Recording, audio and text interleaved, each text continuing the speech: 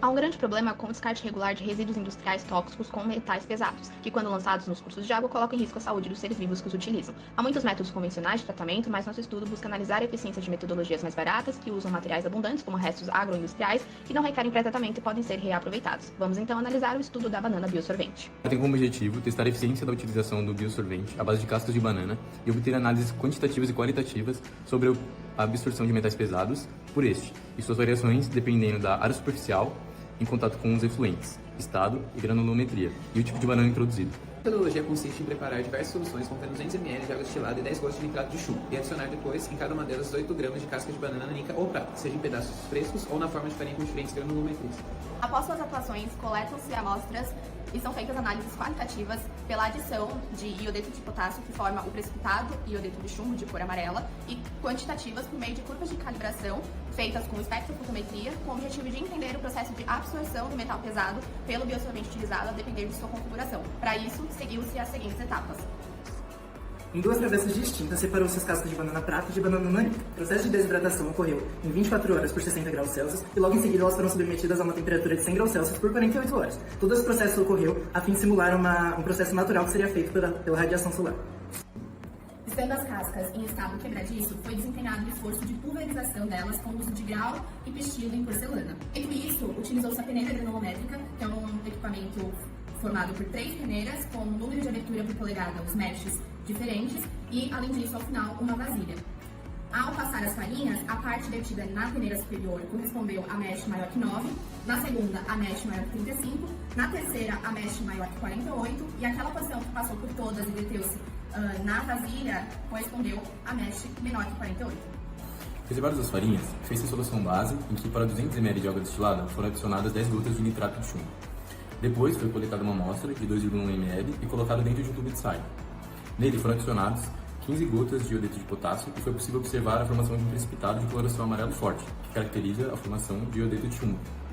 Com o padrão restabelecido e reservado, nós completamos o que havia sido retirado da amostra da primeira solução aquosa de nitrato de chumbo e ainda nós fizemos uma nova solução, realizando os mesmos experimentos e procedimentos descritos na etapa 4. E assim nós incluímos em ambas 18 gramas de pedaços de banana in natura frescas, sendo que do primeiro tipo de solução foi nanica e no segundo foi do tipo prata. Passando assim, nós deixamos em repouso de 1 hora e depois nós coletamos uma amostra de 2,1 ml de cada solução para medir a ação das cascas e nós pingamos 15 gotas de iodeto de potássio. E as duas apresentaram uma coloração amarela bem clara, configurando uma baixa produção de iodeto de chumbo.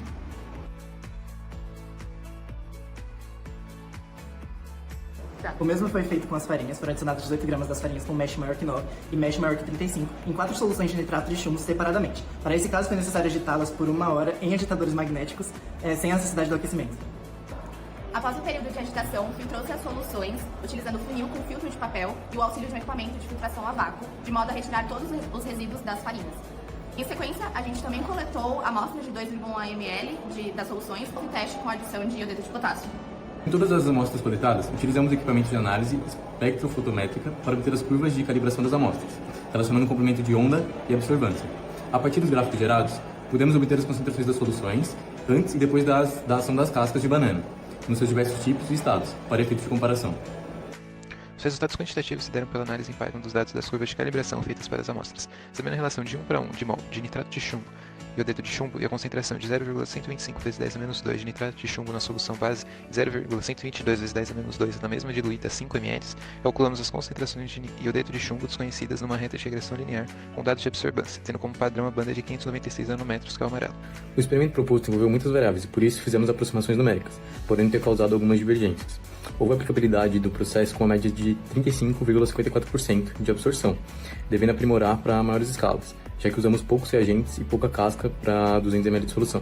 Concluiu-se uma maior absorção pelas cascas de banana prata, provavelmente pela maior quantidade de celulose nelas, elemento que faz ligação com os metais, frente às de nanica. Bom, mas isso é apenas uma tendência válida, tendo em vista as margens de erro. Para as farinhas, as curvas de calibração tiveram aspectos bastante diferentes, especialmente a da amostra base. Isso porque deveria haver um processo de tratamento químico dessas farinhas para que a gente obtivesse soluções mais incolores e que então o teste de iodeto de potássio fosse mais visível na detecção, no espectro ao passar a luz.